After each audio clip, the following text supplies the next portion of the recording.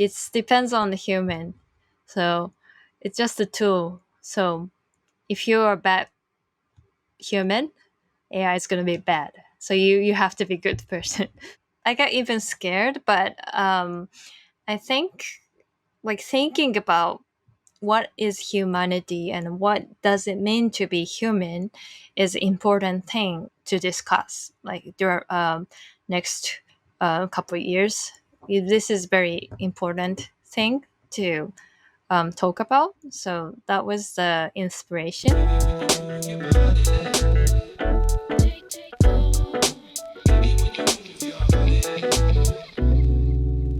GM, and welcome back to the NFT Now podcast. I'm Matt Medved, and today's guest is a very special artist in our community. Emi Kusano is a Tokyo-based artist known for her work with AI to explore retrofuturism and Japanese pop culture.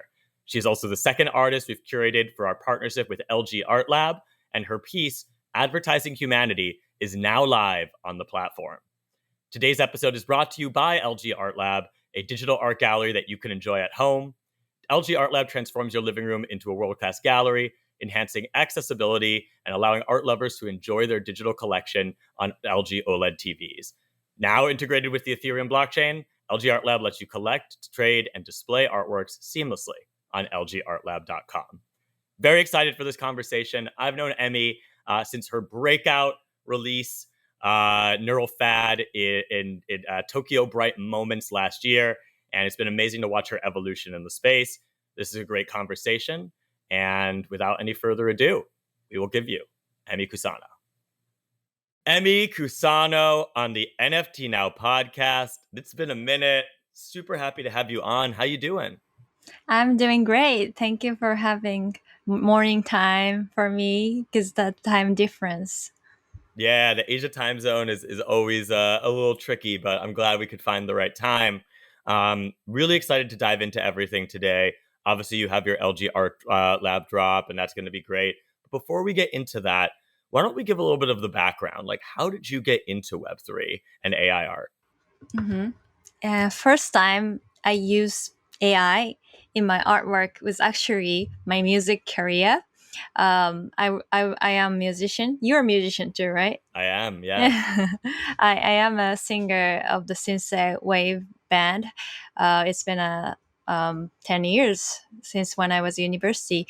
So I actually use the AI element to my music video. That was around 2018. Back then, we didn't call like artificial intelligence, but more like a machine learning, deep learning, and I use like 1980s Tokyo look filter.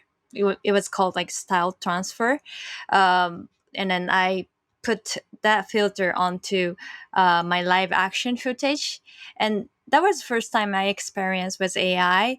But however, at that time, like I really enjoy the how do I say it? Like clumsiness of the machine, very machine likeness, and I really like the texture, but I didn't feel like this was my art. It's more like experimental thing. So ever since then, I didn't really touch the AI, but everything really changed around the 2021. And then when the tool like Mid Journey, Stable Diffusion started to come out, suddenly AI could generate like very realistic and detailed images, and I become like completely addicted, and I spend almost like every day, and I was with my phone I can also prompt on a Mid Journey, and I truly got into like AI art. That's And amazing. for Web3, I think the journey like started in 2021. You know the story already, but the journey began with my son. I work on an NFT project together with my 80 years old son, and we had a project called Zombie Zookeeper. He was actually featured on NFT Now before me. Do you Yeah, that's so remember? funny. That's so funny. Yeah. When I met you, Overachiever. yeah, overachiever. Yeah, he was the because he like literally mass adopted NFT in Japan. But at that time, no one knows about NFT, but he was on a like prime TV like news show, and because Steve Aoki bought some of his piece was around 60s for like 3 pieces, and yeah, it went really viral, and I met lots of great people from the community all over the world through my son's artwork. And I also started like anime project um, with my son's collector, and but eventually I decided to focus solely on my personal art. I've been creating art for a long time in a different form like photography, music, installation, but I never really considered by myself as a like full-time artist. But now I'm finally able to fully support myself as an artist. I love that. What a it's a great trajectory. And I know Hmm. we first met. It was last year, Hmm. and it was at Bright Moments Tokyo. And I Hmm. have a really distinct memory of this because I remember like coming in, and it was the first time that Bright Moments had ever done the AI track, right? Hmm. And I remember there was all this buzz, and I came in, and it was Neural Fad was your collection. And I remember meeting you, and you told me that your son had been featured in NFT Now. And, Yeah. I remember just being really struck by your work and being like, wow, this is really, really cool. It's got that like retro futuristic, like Japanese kind of street style. Like it was super interesting. And I was like, all right, I'm gonna pick up a piece tomorrow. I showed up the next day and it was completely sold out. Your piece was one of the breakthrough kind of like I would say like the breakthrough kind of releases that year, dominated the conversation Mm, in Right Moments Tokyo, and I think that it really did like provide a big springboard, kind of like a launch for you to kind of like really make a name for yourself at the mm. intersection of AI art and Web3. Full disclosure, I did end up collecting a piece on secondary later on. Yay. But I'd love to hear like that experience from your perspective because Hmm. it does seem like that was when things started to really start rolling for you. Yes. And then congratulations to Neurofat. It was nominated on Lumen Prize finalist of this year. Congratulations! Yeah, I saw that. Yes, I hope I can get some prize. I will know in 2 weeks. So Fingers crossed, right? Yeah. fingers crossed. Yeah, Raymond Tokyo was where I released my first collection. I yeah, I think I minted like very first NFT in 2021, like which is audio visual. But this was like a real my big collection, and also my first AI artwork I ever minted, and it's called Neurafat, and it was fictional street snap history, like fashion history from Japanese street fashion. I created with my prompt. At that time, I actually make prompt on Mid Journey, and everything I know about like Japanese fashion, there's so many like distinct style from like 60s, 70s, 80s. Each fashions are so unique. I try to prompt that kind of uniqueness in English, and that was really hard part. So there's a actual like fashion tribe called Takenokozoku, which is dressing up like neon color, kind of like a kimono onesie, and then the makeup is like a glam rock style, but it doesn't really come out if I type Takenokozoku on Mid Journey, because large language model is very tend to Western culture. So I what I did was I hacked Western culture to um, prompt Japanese culture, and that I like approach was that. really interesting. And I think at that time I see many people are doing like lots of different styles, but I didn't have any concept at first. I just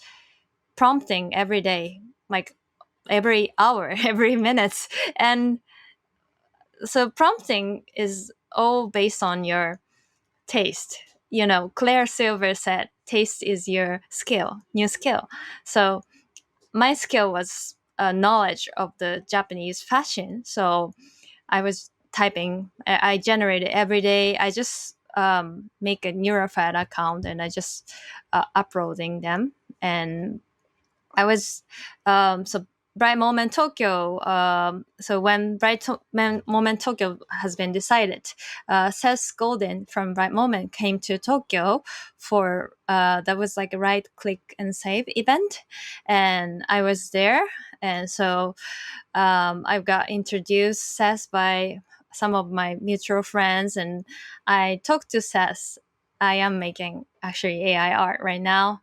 This is my first AI art, and he's like, are you are you actually like making generative art? I know you're a musician, you're the founder of PFP, but what's your talent? I was like, and I was showing that picture, and he really, oh yeah, we gotta do this. And he said he gave me an opportunity, even I am very newbie. And that was really exciting moment, a brightest moment in my career. And I was so privileged to be a part of Bright Moment. Bright Moment was a really amazing community. I could see all the great collectors and artists all at the same time. They came to Tokyo, and what a great time! And we had a dinner every day.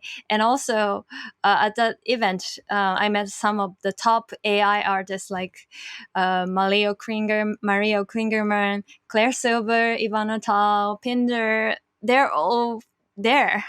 And before I met them, I never know AI artists. I only see Instagram, some of the AI artists, but I've never met them.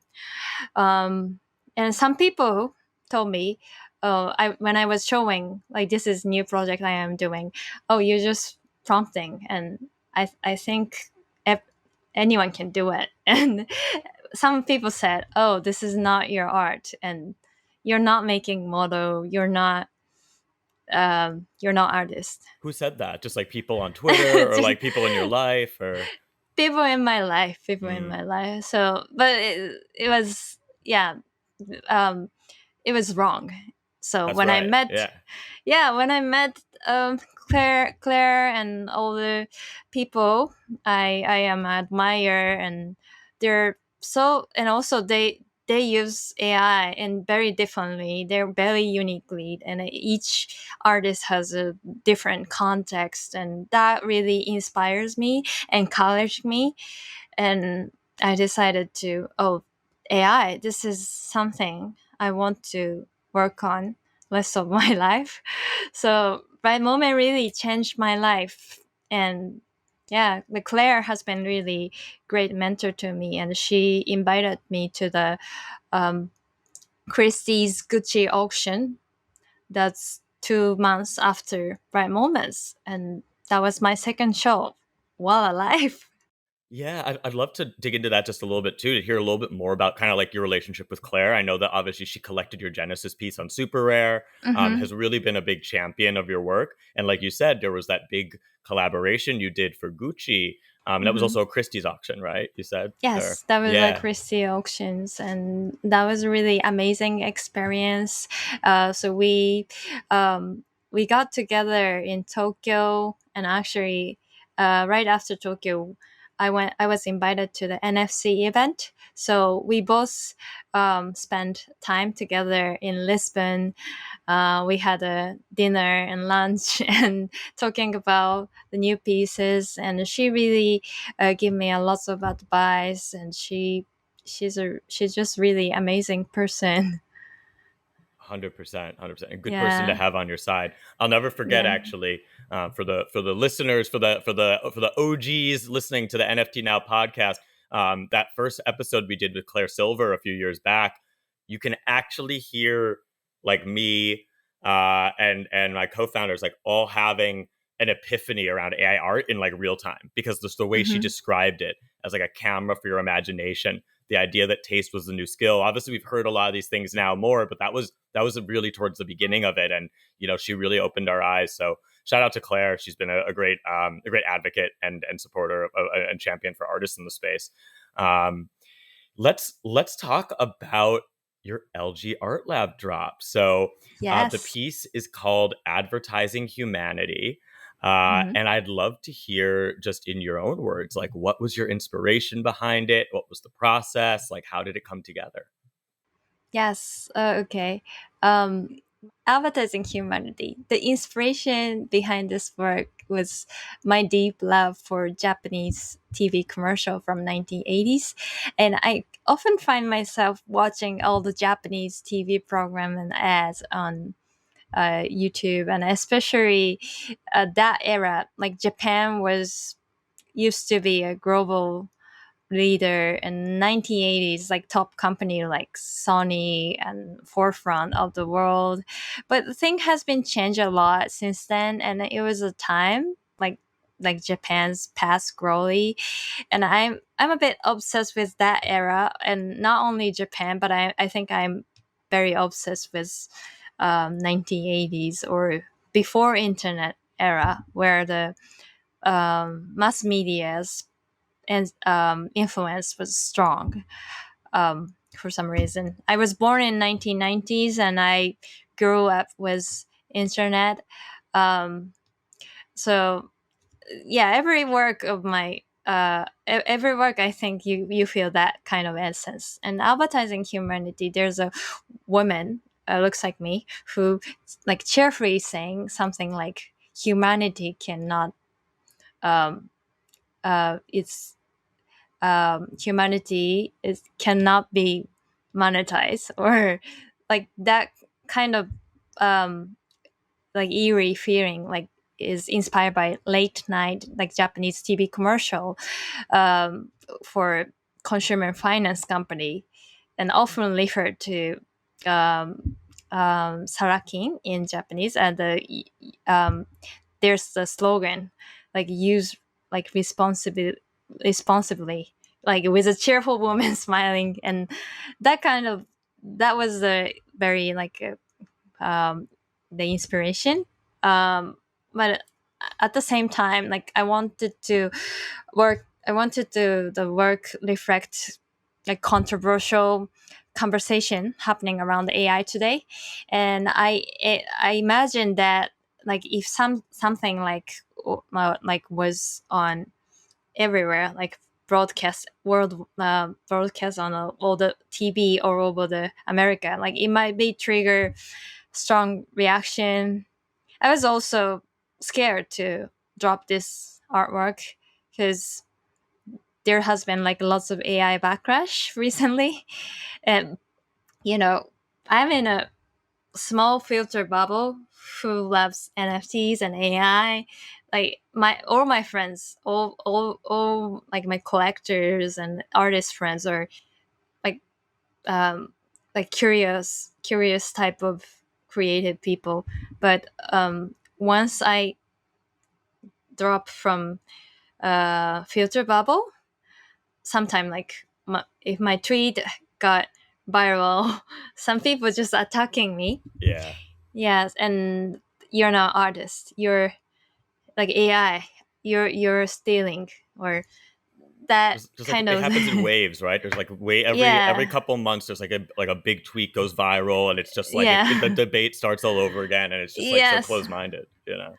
yes. So I got even scared, but I think like thinking about what is humanity and what does it mean to be human is important thing um, to discuss. Like there next um, I don't know, like 10 years or a couple of years. This is very important thing to talk about. So that was the inspiration. Very cool, very cool. No, we love the piece, obviously, and I think it's really great to have you be a part of LG Art Lab. I know we've talked a bit about it, but it's like this is a partnership that Now Media, we've been working with them for years now. They were a sponsor of three of the four gateways in Miami and Korea, and the first ever gateway in 2021. That was their first exposure to the Web3 space. And so, Mm. for those listening who don't know, LG Art Lab is kind of like a scrappy, passionate little startup within the larger like LG ecosystem, and it's run by a great team that loves digital art, that is really championing it both internally and externally, and really wants to bring digital art to the masses. And that's a huge alignment with our mission, at NFT Now and Now Media, has always been empower the creators of culture and bring this movement from niche to mainstream, right? And so part of bringing it from niche to mainstream is meeting the public, meeting the masses where they are. And the reality is a lot of people, may have bought an LG smart TV to watch their favorite Netflix shows, but they Mm. didn't necessarily think that it could also be a digital art gallery. But we are going to show them that that's possible by bringing meaningful art, by bringing impactful artists to more than 14 million screens in the United States right now, because it's US territory right now. But as it continues to expand globally, millions and millions, hundreds of millions of screens worldwide. And so super excited to have you be a part of it. Obviously, you're gonna have a billboard in Times Square. We're gonna be diving into everything, and I wanted to hear just from your perspective, what excites you about partnering with LG Art Lab on this release? I am very excited to be on the screen, and I think being on a like breaking this filter bubble is one of the hardest thing in this era. And I my social contents are very very how do I say, um, it's saturated into my algorithm. So it's very algorithm based consumption. So sometimes my voice, my visual was not really sent to a huge on the audience, and sometimes that might cause backlashes or some of the controversy. But I would like to experiment with this channel, and which is really exciting thing. And I've never seen my face on billboard, so it's very exciting. And also, I am really happy that um, LG, such a big company, is like bullish on digital art. They're believing in digital art, and I work with the team. I talk on the Zoom call for um, registration and all the stuff. But they're really flexible. Like they don't say like any like anything about my direction of art, and they're really prioritize the artist's feeling. Um, she said like I would like to prioritize like what's your comfortable. So that really encouraged me. Yeah, no, absolutely. That's one thing we found. The LG Art Lab team is very artist friendly, which is incredibly important for us at NFT Now. Like every year we've done Gateway, we've never taken a commission from any of the artists that we exhibit. Like that's really important for us to always be a platform for championing artists, empowering artists. And so we need to make sure that in our partnerships, that's very much aligned. And yeah, so for everyone who's listening to this podcast, your piece is now live at on lgartlab.com. It's a one of one piece. And, as mentioned, lgartlab.com is currently accessible to US territory, but obviously, a little VPN action can get things going as well. So very excited to see everything come together. And, as a collector myself, I know that you've built a really great and engaged collector base. You regularly engage with your collector base. There's a group chat that I'm a part of, and I feel like you are just very communicative and intentional about how you relate with your collectors. And so I think that especially in the current market climate, that can really make a big difference, right? Hmm. People, rarely these days is anyone just buying a piece of digital art cold, like being like, "Oh, I like that." But like people like to have the relationship with the artist, like to get to know the artist. Like it's a two-way street, which is very different than like in the traditional art world, where you have all the galleries and intermediaries. So I'm curious, like, what advice do you have for artists who are looking to build a collector base like you did? Like, what are some of the strategies or techniques you used, or just some of the things that you bring to that approach? Hmm. Yeah, um, it's really hard to be on the social media every time, and making Discord channel is not the answer for this year.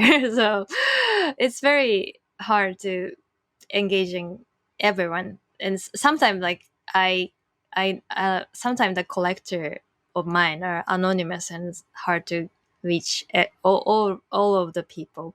But I think like having strategy is very important. And sorry, the first like if you are like Ari stage, I recommend looking at the digital galleries where you would like to work. Like if you have a favorite artist, please check like his or her release, where they work with. And I see like where the artists are like inspiring and showing their work. So this will be your understand the landscape, set the clear goal for you.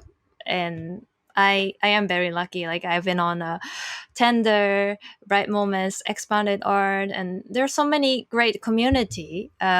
So like, I think like even if your art is really great, but if you release wrong praise, it doesn't reach out to the great collectors. And sometimes it's very sad to see like even the great artists and lots of followers, but they release like very random praise and not many people knows about that release is happening. So it's important to know which like digital galleries are like your favorite art kind of thing. And it's really a good thing that one of the greatest thing about digital art is you aren't locked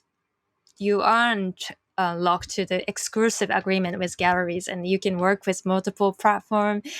Like if you are into AI art, like you can look gallery like Fellowship, or like there like check the curations. And like if you're into like a like coding art, there's an art box, and you can find the OG and where are they. And you can go to local meetup or like online communities. And like finding like great community is the most important thing to survive like digital art.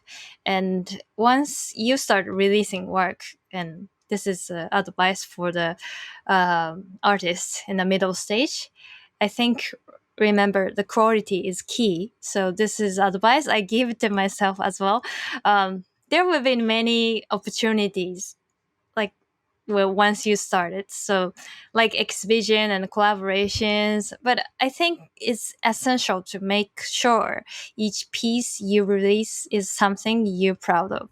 I think that is important. I think the networking is important, communicating with collector base is important, but I think um, yeah, quality of your work you're satisfied with is a very very important. And maintaining schedule that allows you to create like your like satisfiable artwork is very important. And then lastly, don't forget to think into like a long term.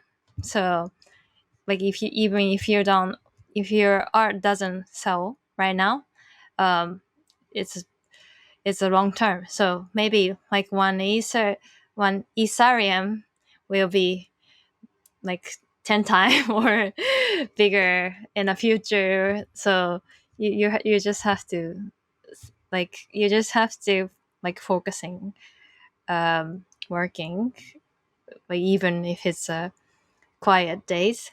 You just even I just keep creating even if it's not minted.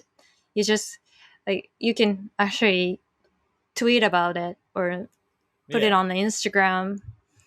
Yeah, and some people ask me like where it's gonna be minted, and and then you can just upload on the foundation, super rare, like everywhere, LGR lab. Yeah. If So someone's inquiring, yeah, exactly. yeah, Um, but just be careful of the scam. Shout out to that. That's a great point. Hmm. I know there's a lot of for everyone listening. There's a lot of scams targeting artists out there right now. A lot of people trying to Hmm. pretend, sometimes even pretending to be NFT Now journalists, reaching out for an interview or coming from Decrypt or coming from one of these publications, pretending to need an interview, and then always be wary on that if it's coming, like from someone you haven't really heard of before, and then they ask you, they ask you to download something, and then that download is a virus, that'll so it drains. Just for people listening, want to make sure people know, got to be careful out there. But those are all incredibly great points, Emmy, and really, really thoughtful. And I love how you've kind of how you have collaborated with different platforms like Bright Moments, Tender, and now LG Art Lab in order to expand your reach. I think one thing that's great too is I'm a big believer in the Asia Pacific region as a driver of like the next like cycle for NFTs and on chain culture and creativity. I know you exhibited and spoke at Gateway Korea last year. You exhibited with us in Gateway Miami, obviously too, and I know you also exhibited with Kiev Seoul during Korea Blockchain Week, Freeze Seoul this year. So I'm curious to get your perspective, like for the Asian region, like what trends are you seeing for AI art and Web3 adoption? Like, is there a widespread understanding? Is it still a bit nascent? Like, how are things evolving? Yeah, that's a hard question, and it's hard to generalize across the whole Asia, and it's very different from country by country. And also, when I went to Korea, I met people on the Future Canvas and Korea blockchain people. They're all bullish on digital art, but at the Kiev, um, I thought people are more friendly to digital art, but still, I feel like an outsider in a art market. So the Kiev, the art fair, like was really paint centric. So, but people are really interested in. Oh, I've never seen AI art before, and that was like your art really changed my perspective. And some people are really curious about it, but um, yeah, it feels like even in the same country, I feel so different in a traditional art scene and digital art. But speaking about like Japan, um, I think people are very optimistic about new technology, AI, and Web3. And I feel like not many people are scared of AI compared to um, like English speaking community on online. Yeah, just uh, I can't generalize it, but Japanese people is um, yeah, they're usually easygoing for like new tech. They're ahead of the Like curve. yes, yeah, they don't judge AI like good or bad. It's just how you use, and I think because of the um like anime, um the like robots and AI thing are like very like friendly type of people. Like Big part of the culture, like that kind of yeah, imagery and yeah. yes, that's something I am drawing in another collection called techno animism. Yeah, Japanese people believe like Holy Ghost in every object, so that's why like it depends on the human. So it's just a tool. So if you're a bad human, AI is going to be bad. So you have to be a good person. So that's something the way of think. And yeah, even I am one of the cultural council member for Japanese government talking about AI and intellectual property. The Japanese government are really bullish on AI thing. Yeah, yeah. It's still like if you go to Singapore and China, they're they have like gaming communities like of Web3 is um like a Singapore and South Korea, they're really supporting AI and Web3 more than Japan, I think. Mhm. Yeah. So I'm curious too, like, obviously the AI space moves so fast. Web3 Yes, moves really fast too, but it's like AI space is like, there's new developments, new tools, new everything every day, everything. every Mhm. minute. Like, the models are like literally getting smarter as we speak, right? So like I'm curious, like what do you think the future of AI art looks like? What does the future hold for the intersection of AI and art? Like what trends are you seeing? Ah, What are some of the things that you're thinking about as you navigate the future of the space? uh-huh. That's a good question. But before question, I want to ask like how is the reaction to AI thing in US? Yeah, Like yeah, generally. it's a great question. It Yeah. really varies. Like you said, I think there's still a lot of backlash and Mm-hmm. misunderstanding around it. There are people. I think people will always fear what they don't understand. We've seen this in crypto. We've seen this with NFTs. We're definitely seeing this with AI, especially where certain professions feel threatened. Um, Mm-hmm. you know, I'm a writer.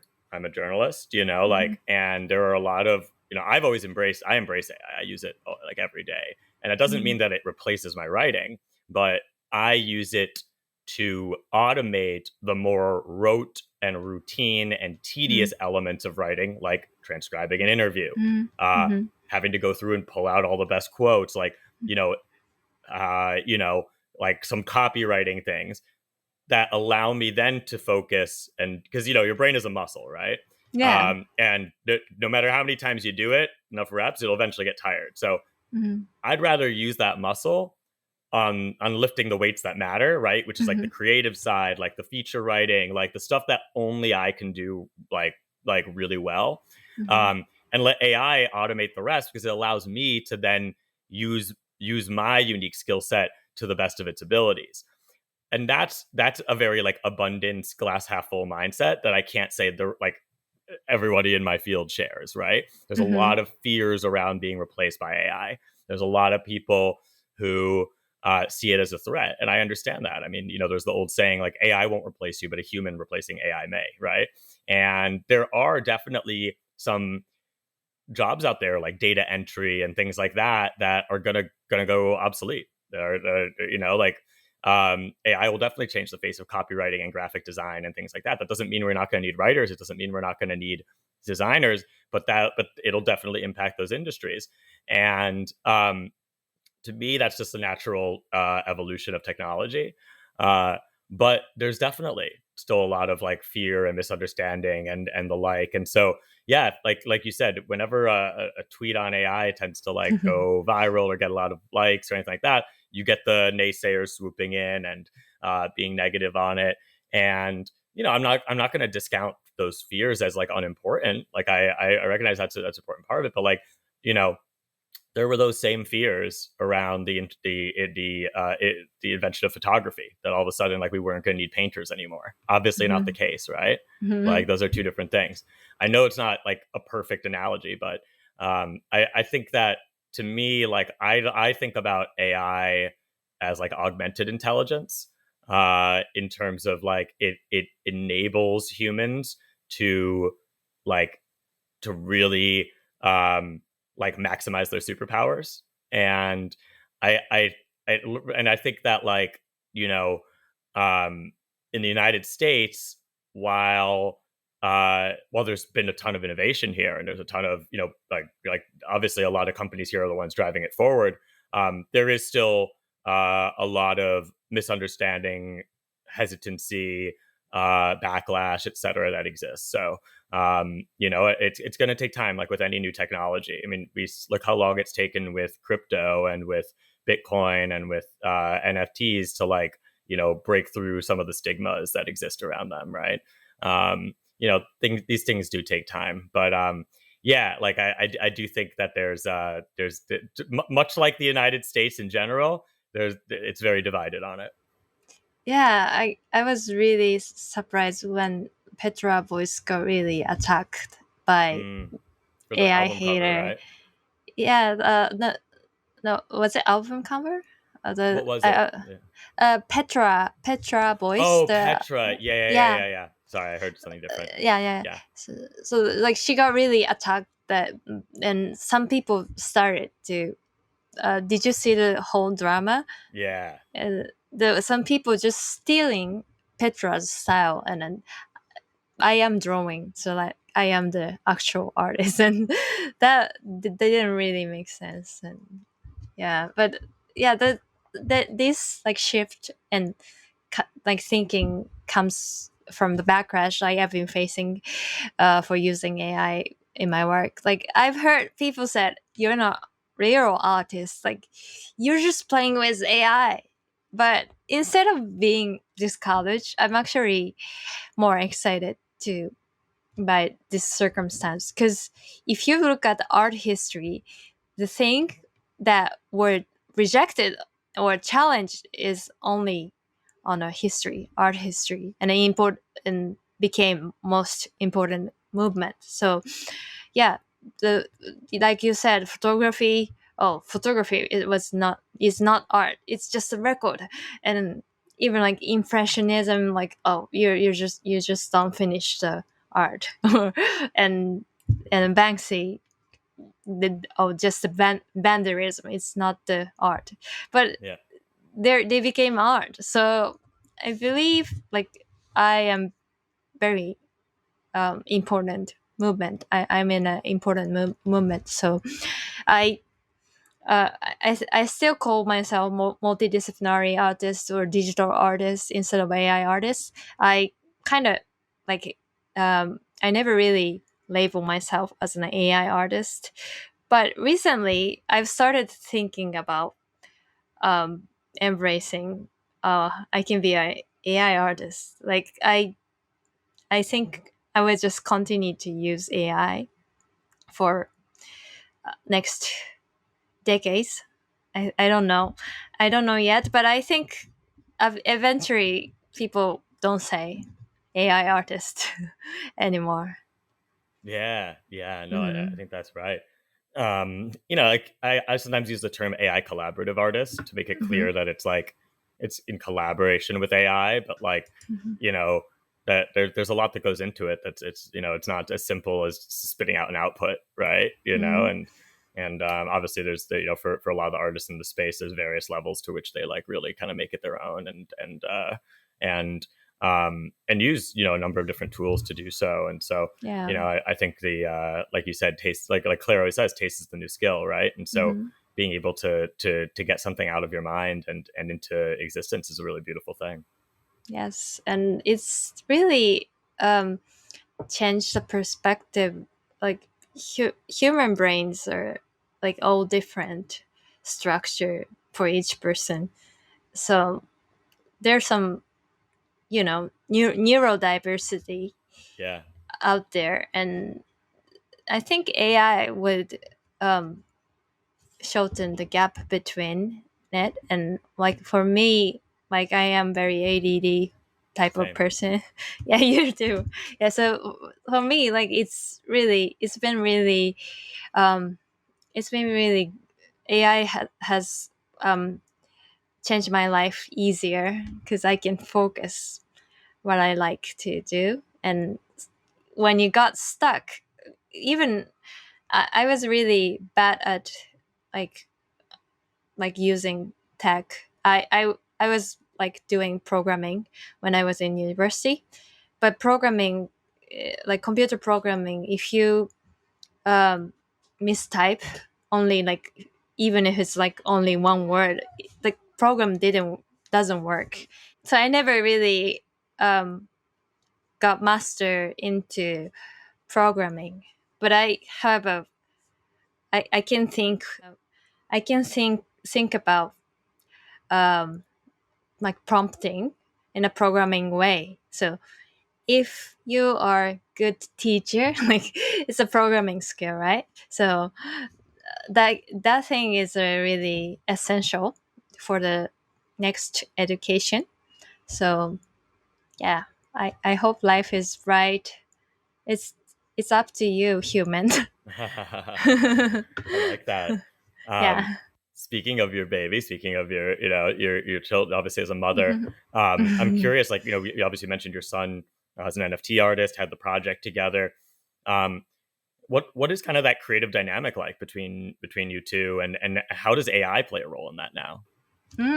That's a good question. Yes, I really think like having kids opened my eyes. This whole movement of, like, for example, my son Zombie Zookeeper, he's now 12. He used to be 8 back then. Time flies so fast. So my son is a collector of Pokemon card. He buys Pokemon card with his allowance. When he get the rare card, like he sometimes sell and to buy more cards, and he even check floor price of Pokemon card every day on the morning. And is this Pokemon card is still expensive? I think I should buy. Like he's also like keeping all the uh, unboxed box and for the futures, and this is like how we started talking about. It's very similar to NFTs, and that like led us to working the product together.